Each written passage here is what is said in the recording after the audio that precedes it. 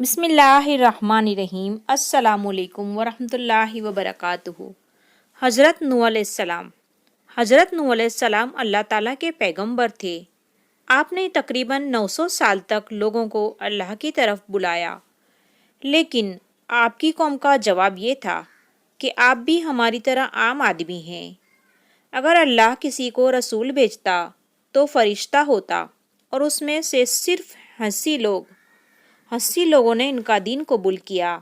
اس لیے حضرت نوح علیہ السلام نے ان کے عذاب کی بد دعا فرمائی، جس کے نتیجے میں ان پر سیلاب کا عذاب نازل ہوا۔ اللہ تعالیٰ نے آپ کی قوم پر عذاب بھیجا اور آپ کو ایک کشتی بنانے اور کشتی بنا کر اس میں اہل ایمان کو اور ہر پرندے اور چرندے اور انسانوں کا ایک جوڑے کو رکھنے کو کہا۔ جب طوفان کی شکل میں عذاب آیا اور سب لوگ سوائے ان کے جو کہ حضرت نوح علیہ السلام کی بنائی ہوئی کشتی میں سوار تھے، ہلاک ہو گئے۔ کشتی نوح، ایک عذاب جو ایک طوفان کی صورت میں حضرت نوح علیہ السلام کی قوم پر آیا، جس میں حضرت نوح علیہ السلام نے ایک کشتی بنوا کر انسانوں اور جانوروں کو سوار کیا۔ اس طوفان میں زمین مسلسل پانی اگلتی رہی اور آسمان مسلسل بارش برساتا رہا۔ روایات اور سائنس کی روح سے یہ طوفان بنیادی طور پر عراق کے علاقے مابین النہرین میں آیا تھا۔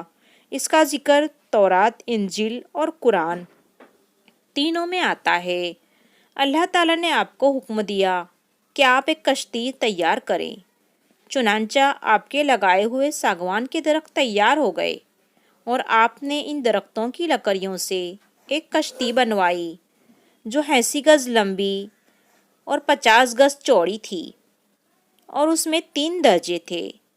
نیچے طبقے میں درندے، پرندے اور حشرات الارض وغیرہ، اور درمیانی طبقے میں چوپائے وغیرہ جانوروں کے لیے، اور بالائی طبقے میں خود اور مومنین کے لیے جگہ بنائی، جو آپ کی اور مومنوں کی محنت اور کاریگری کی ثمرہ تھی، جنہوں نے بے پناہ محنت کر کے یہ کشتی بنائی تھی۔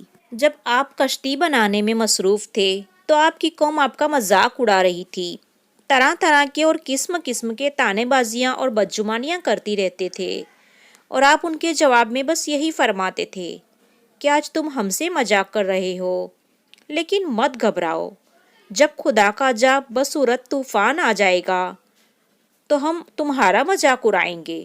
جب طوفان آ گیا تو آپ نے کشتی میں درندوں، چرندوں اور پرندوں اور قسم قسم کے حشرات الارض کا ایک ایک جوڑا مادہ اور نر سوار کر دیا، اور خود آپ اور آپ کے تینوں فرزندوں اور ان کی تینوں بیویوں اور آپ کی مومنہ بیویوں اور 72 مومن مرد اور عورت، کل 80 انسان کشتی میں سوار ہو گئے، اور آپ کی ایک بیوی واللہ جو کافر تھی، اور آپ کا ایک لڑکا جس کا نام کنعان تھا۔